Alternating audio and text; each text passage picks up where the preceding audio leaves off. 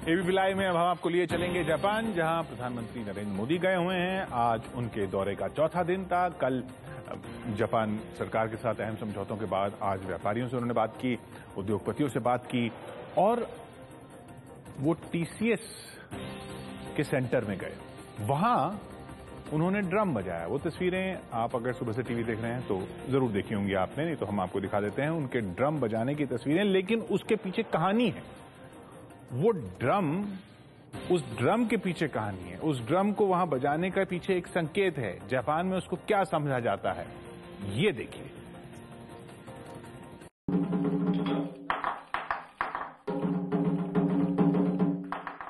तस्वीरें तारीफ की वजह भी बन गई हैं और चर्चा की भी। देश के प्रधानमंत्री नरेंद्र मोदी जापान दौरे पर हैं और ये वीडियो उसी दौरे के एक अहम कार्यक्रम का है, जहां नरेंद्र मोदी ने अपनी इस ताल पर बटोरी तारीफ।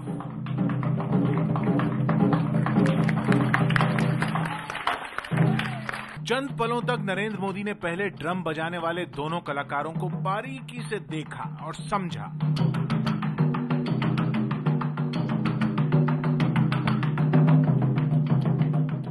और फिर हुई मोदी की ये छोटी सी सोलो परफॉर्मेंस।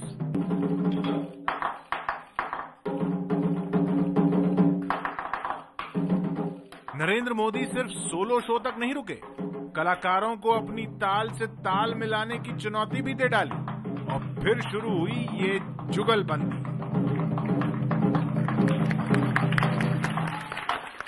एक गंभीर राजनेता जब इतने सधे हुए तरीके से धुनें परोस रहा हो तो इन तस्वीरों का सुर्खियां बन जाना कोई हैरत की बात नहीं है। ये मोदी की राजनीति है। क्यों? ये बताने से पहले मौका और जगह भी बता देते हैं। जापान दौरे के चौथे दिन पीएम नरेंद्र मोदी टोक्यो में टाटा कंसल्टेंसी सर्विसेज के नए तकनीक और सांस्कृतिक केंद्र की शुरुआत करने गए थे। मोदी ने ताइको पहले खुद बजाई और फिर जो कलाकार ये बजा रहे थे उनके साथ जुगलबंदी कर डाली। यह मोदी का एक और अनूठा अंदाज था देश और दुनिया के लिए। जापान की टाटा कंसल्टेंसी सर्विसेज के कर्मचारियों को पीएम मोदी के सुरों का तोहफा मिला तो नरेंद्र मोदी को भी तोहफे में सुर ही मिले, यानी ये खास बेल। नरेंद्र मोदी ने जापान के टीसीएस कर्मचारियों को भारत की विरासत को समझने जानने का न्योता भी दे दिया अपने खास अंदाज में। आप भारत में रहें तो टीसीएस के कमरे में बंद मत हो जाना। हर सैटरडे संडे थोड़ा खर्चा करना और पूरे हिंदुस्तान को और इतना पुरातन देश है, वो देखने जैसा है। उसके हर बारीकियों को आप देखिए और जब वापस आएंगे तब आप सिर्फ टीसीएस के कर्मचारी नहीं, भारत के एम्बेसडर बन के आएंगे। लेकिन ये तस्वीरें पूछ रही हैं कि संकेतों की राजनीति करने वाले नरेंद्र मोदी की ये राजनीति मौके और माहौल का असर था या मोदी का ड्रम बजाना पहले से तय था? ड्रम की तरह दिखने वाले इस इंस्ट्रूमेंट को बजाने के लिए कलाकार तो सिर्फ दो थे, लेकिन एक तीसरा ड्रम भी यहां पहले से मौजूद था। नरेंद्र मोदी के हाथ में ड्रम बजाने वाली स्टिक भी पहले से मौजूद थी। किसके लिए?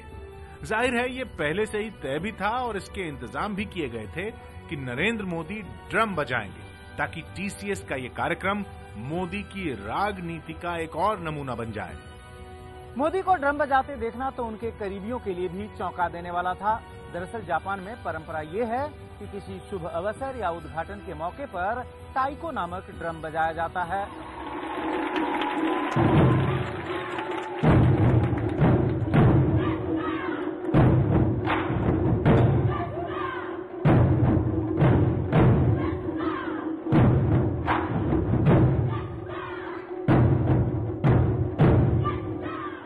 अब बताते हैं इस रिवाज और इन तस्वीरों के पीछे छिपे संकेत की पूरी कहानी। जिसे हम और आप ड्रम कह रहे हैं, दरअसल वो है जापानी वाद्य यंत्र टाइको। जापान के परंपरागत संगीत में इसकी बड़ी अहमियत है। जापान को अपनी धुनों पर नचाने वाले इस टाइको का इतिहास तलाशने पर पता चलता है कि इसके पीछे छिपी है एक बड़ी मान्यता। जापान के संगीत समारोह जिस टाइको के बिना पूरे नहीं होते, वो दरअसल सूर्य किरणों की देवी से जुड़ा हुआ है। जापानी मान्यता के मुताबिक ये तस्वीर है समुद्री तूफान के जापानी देवता सुसनो की, जो एक बार नाराज हो गया और अपने महल से बाहर आ गया। तूफान ने तबाही मचा दी। इससे सुसनो की बहन अमेतेरासु, जिन्हें सूर्य किरणों की देवी माना जाता है, वो डर गई और उसने खुद को एक गुफा में बंद कर लिया। दुनिया में अंधेरा छा गया। तमाम कोशिशों के बाद जब वो गुफा से बाहर नहीं आई तो एक बुजुर्ग देवी ने चावल से शराब बनाने वाले इस ड्रम पर नाचना शुरू कर दिया। सुरों पर देवता झूम उठे और गुफा के बाहर किसी मेले जैसा नजारा हो गया। गुफा में बंद सूर्य किरणों की देवी ने शोर सुना और बाहर आ गई और इस तरह दुनिया में फिर से उजाला हो गया। जिस ड्रम पर देवी ने नृत्य किया था वही आज टाइको कहलाता है और इसीलिए यह परंपरा है कि जापान में हर नई शुरुआत टाइको के साथ होती है, ताकि हर नई शुरुआत उजाले से भरी हो। मोदी की जापान यात्रा भी उम्मीदों के इसी नए सूरज की तलाश में है और मोदी की राजनीति ने टाइको पर दे दी है वक्त की नई थाप। तो ये कहानी है इसके पीछे, लेकिन ये राजनीति सिर्फ ड्रम तक ही नहीं थी, और भी देखिए आज क्या क्या हुआ।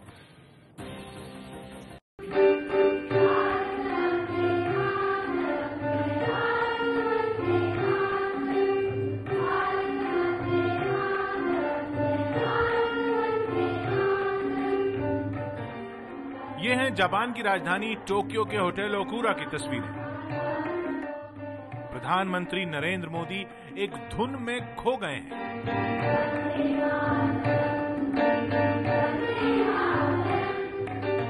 सिर्फ धुन ही नहीं, उन्हें गीत के बोल भी याद हैं और वो अपने स्वागत में गाए जा रहे इस गीत के बोलों को दोहराते भी जा रहे हैं।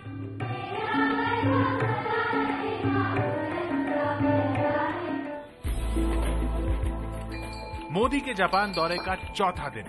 नरेंद्र मोदी एक के बाद एक कार्यक्रम में शामिल हो रहे हैं। व्यस्तता का बोझ सिर पर है, लेकिन ये धुन है जिसे सुनकर मोदी सुरों के साथ झूम रहे हैं।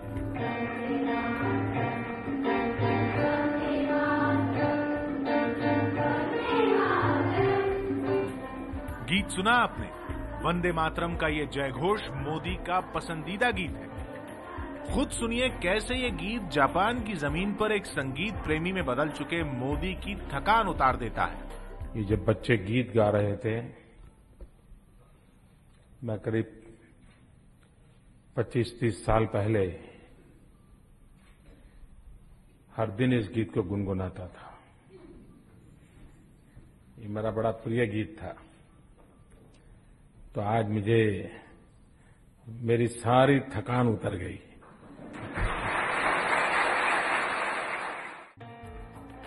होटल ओकुरा में नरेंद्र मोदी के स्वागत के लिए इस गीत से बेहतर क्या हो सकता था, जहां निक्केई और जापान की ट्रेड ऑर्गेनाइजेशन जेट्रो के 1700 कारोबारी जुटे थे।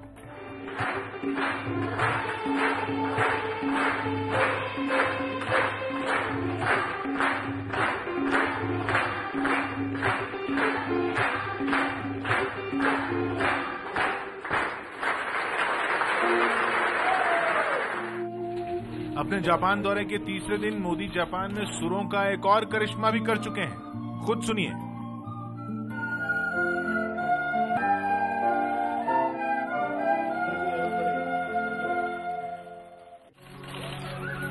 ये तस्वीरें तब सुर्खियां बनी जब मोदी टोक्यो के प्राइमरी स्कूल तेईमेई का दौरा करने पहुंचे थे। 136 साल पुराना यह स्कूल एक जमाने में भूकंप में तबाह हो गया था। दौरे में नरेंद्र मोदी की पहले छोटे छोटे बच्चों से मुलाकात हुई। फिर वो जा पहुंचे स्कूल में चल रही संगीत की क्लास में।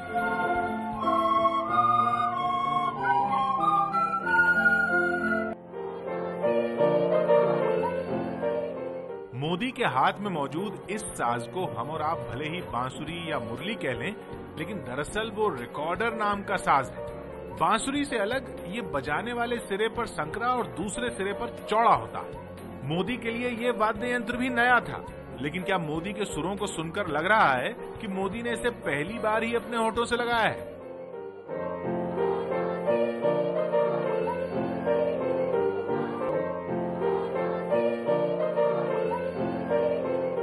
बांसुरी बजाते मोदी को देखकर सिर्फ जापान ही नहीं बल्कि देश और दुनिया भर में उनके समर्थकों को मोदी के व्यक्तित्व का एक और अलग पहलू नजर आया। हालांकि बहुत कम लोगों को ये पता है कि मोदी बहुत शुरू में बांसुरी बजाया करते थे। जब वो आरएसएस के प्रचारक हुआ करते थे तो रात या फिर सुबह के वक्त बांसुरी बजाया करते थे। यही नहीं, उसकी प्रैक्टिस भी बार बार करते थे। नरेंद्र मोदी जापान जाकर कम से कम संगीत के छात्र तो बन ही गए हैं। आपको मालूम है संगीत से क्या होता है? संगीत के इस छात्र का रिपोर्ट कार्ड देखना है तो ये तस्वीरें देखिए। सेक्रेड हार्ट यूनिवर्सिटी की छात्राएं एक अदद सेल्फी के लिए मोदी के करीब आने को बेताब हैं।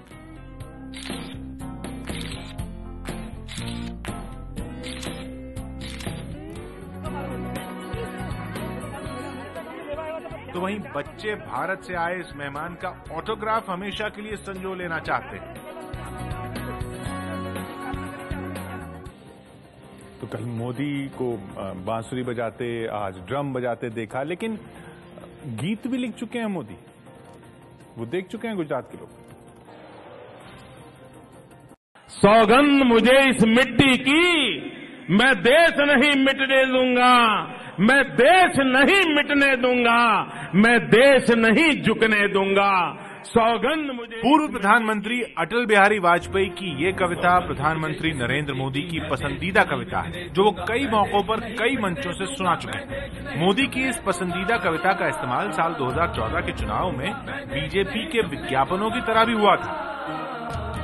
सौगंध मुझे इस मिट्टी की, मैं देश नहीं मिटने दूंगा, मैं देश नहीं झुकने दूंगा। लेकिन क्या आपको पता है कि मोदी गीत भी लिख चुके हैं, वो भी गुजरात में नवरात्रि पर खेले जाने वाले गरबा के लिए। तो आपको बता दें कि जिस गीत के बोल आप सुन रहे हैं उसे मोदी ने ही गुजराती भाषा में लिखा है। गाय एनो गरबो ने झिले एनो गरबो, गाय एनो गरबो ने झिले एनो गरबो, गरबो गुजरातनी गरवी में रात छे। साल 2012 में ये गीत मोदी ने लिखा था, जिसे गाया है देवांग पटेल ने। गरबो गुजरातनी गरवी में रात छे। गीत के बोल गुजराती में हैं, इसलिए इसके मायने भले ही सबको समझ में ना आए, लेकिन ये धुन हर किसी को थिरका देती है। गरबो गरबो गुजरातनी। चलते चलते एक दिलचस्प किस्सा। गायक देवांग पटेल का वो एल्बम जिसमें नरेंद्र मोदी का गीत है, उसका नाम रखा गया था स्वर्ग छे गुजरात, यानी गुजरात स्वर्ग है। इस पर मोदी ने देवांग से कहा कि गुजरात को स्वर्ग तो अभी बनना है, लेकिन गुजरात पर गर्व किया जा सकता है। मोदी के कहने पर देवांग ने मोदी के लिखे गीत वाले एल्बम का नाम बदलकर कर दिया गर्व छे गुजरात।